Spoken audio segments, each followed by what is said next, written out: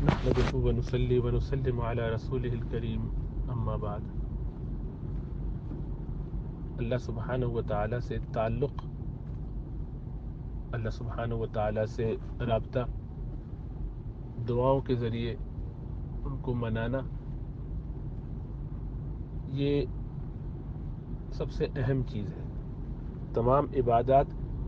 اسی لیے کی جاتی ہیں کہ اللہ سے رابطہ بنا رہے۔ اللہ سے رابطہ بنا رہتا ہے، تعلق بنا رہتا ہے تو انسان اپنے مقصد کو نہیں بھولتا۔ اس کی حصی مثال یہ ہے کہ اگر آپ کو کسی خاص مہم پر بھیجا جائے تو آپ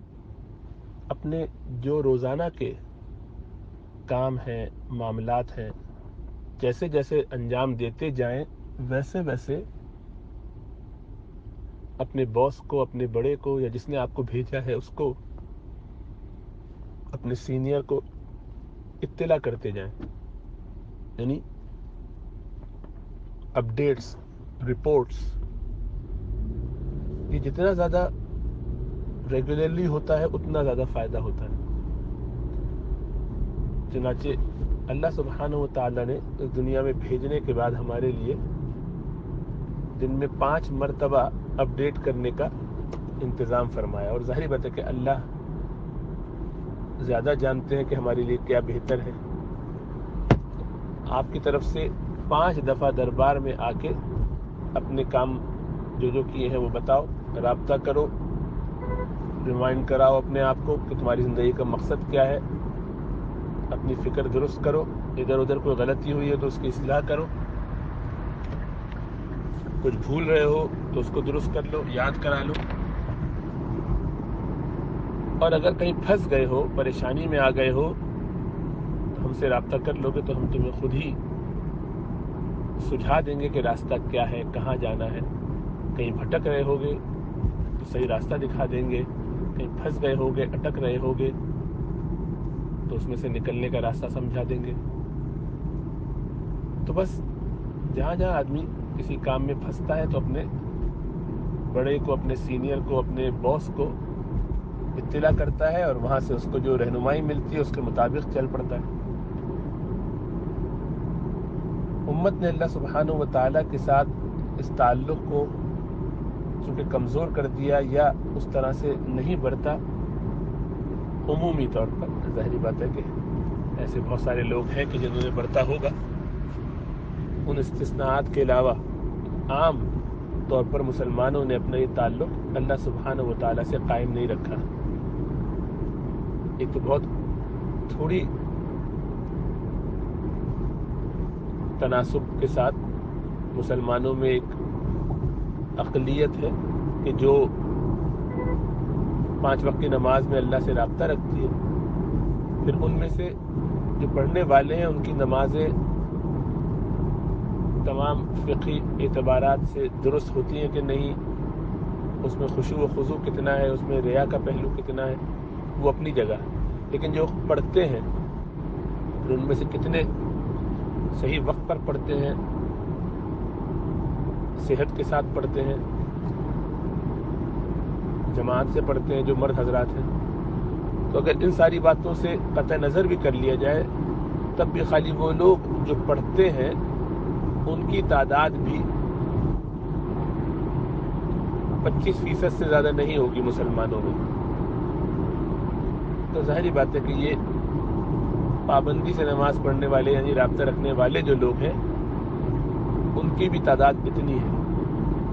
تو آپ اندازہ کیجئے کہ یہ جو کوتاہی ہم نے کی ہے اتنے سالوں سے، اتنے دہائیوں سے، بلکہ چند ایک صدیوں سے، تو اب اس کا خمیازہ یہ ہے کہ ہم اللہ سے رابطہ کرنا چاہتے ہیں تو ہمیں رابطہ کرنا نہیں آتا۔ ہم نے جو رابطے توڑ دیے اب ان کو منانا چاہتے ہیں تو ہمیں سمجھ میں نہیں آتا کہ ہم کیا کریں۔ اس لیے ہمیں اپنا رابطہ دوبارہ بحال کرنے کی ضرورت ہے، اپنی نمازوں کو بہت مضبوط کرنے کی ضرورت ہے، تلاوت قرآن پہ بہت توجہ کرنے کی ضرورت ہے۔ سردیوں کے دن آئے ہیں تو قیام اللیل کا اہتمام کیا جا سکتا ہے، لمبی لمبی راتیں ہیں، دن میں نفلی روزوں کا اہتمام کیا جا سکتا ہے، پیر جمعرات کے ایک دن چھوڑ کے 13 14 15 کے، جو بھی اللہ توفیق دے۔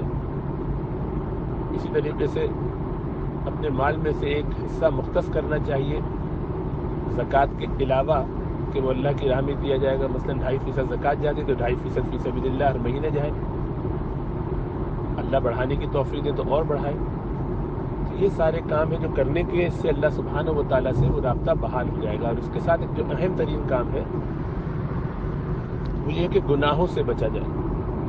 گناہوں کو چھوڑ دیا جائے، اور جن کو پہلے کر لیا ہے، ہو گئے ہیں یا ہو جاتے ہیں، ان پر توبہ استغفار کر کے اللہ سے دوبارہ اپنا رابطہ بحال کیا جائے۔ گناہوں کو چھوڑ کر اور فرائض کو پورا کر کے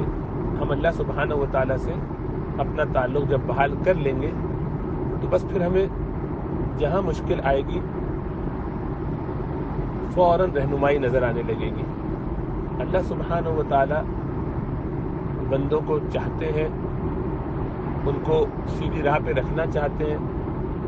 اس کے لیے بہانے سے چیزیں بتاتے سکھاتے ہیں، کبھی کچھ دے کے کبھی کچھ لے کے۔ ہم لیکن شیطان کے اور نفس کے وساوس میں پڑھ کے ان کے شکار ہو جاتے ہیں، اور پھر غلطیاں کوتاہیاں کرتے چلے جاتے ہیں، پھر بڑھتے جاتے ہیں اس میں، اور یہاں تک کہ مجرمانہ غفلت، اور غفلت سے بڑھ کر پھر شیطانی کرنا شروع کر دیتے ہیں، یعنی مکاریاں، اپنی غلطیوں کو کور کرنا شروع کر دیتے ہیں، جھوٹ کر کے،